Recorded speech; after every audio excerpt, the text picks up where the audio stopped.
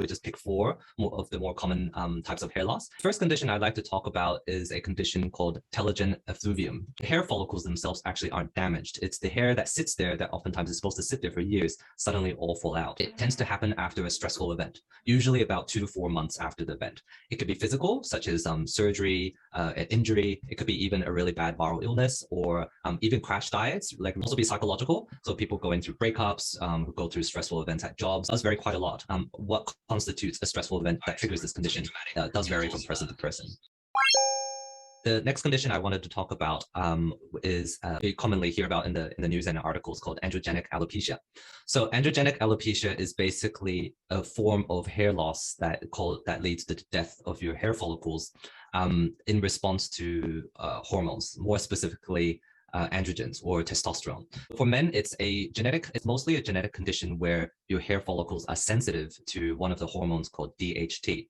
Now, DHT is produced when testosterone is converted to DHT at the level of the scalp. So it starts at the widow's peak, so at the temple area, or it can start on the crown area or on the back. Now, for women, it tends to happen more in the middle and gradually move its way out.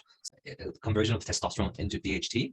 It has to do more with your genetics. That's one, so how sensitive your hair follicles are. And two, how much DHT you're producing. Most of the treatment actually aims at preventing further hair loss and also trying to save the hair follicles that have started to die but aren't dead yet. The third condition that I wanted to talk about is a condition called Alopecia Areata, which means that your own immune system is triggered to attack your own hair. The problem is 40% of people will need treatment, otherwise the hair won't grow back. The last one that I wanted to talk about was modes of nutrition. And nutritional factors involved are iron, B12, and also your magnesium, and also nutrition that might affect your thyroid levels. Too high of a thyroid level or too low of a thyroid level can also cause hair loss. Genetics can impact how well you absorb it and how well you respond to different types of food. And that's partly why we created this fitness camp, to try to promote people to get an understanding of their body and also just bring awareness to people to start taking care of themselves. So it is important that you talk to somebody who's very comfortable and very familiar with it, because so one, it's important to know why it's happening. Two, you have to know how to treat each type.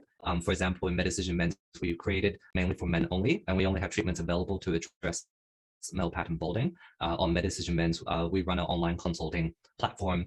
It's completely text-based. It's quite a new technology. But it's also to try to remove some of the embarrassment or awkwardness that people feel when they discuss this topic with their doctors.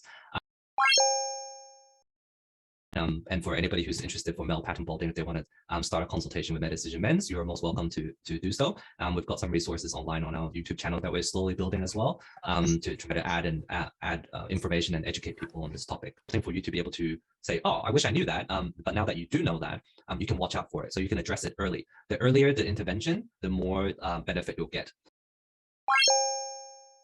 They have used it successfully in other countries. Can be compounded by certain doctors. So for example, at Medicision Men's, we do have topical solutions with minoxidil and melatonin in it.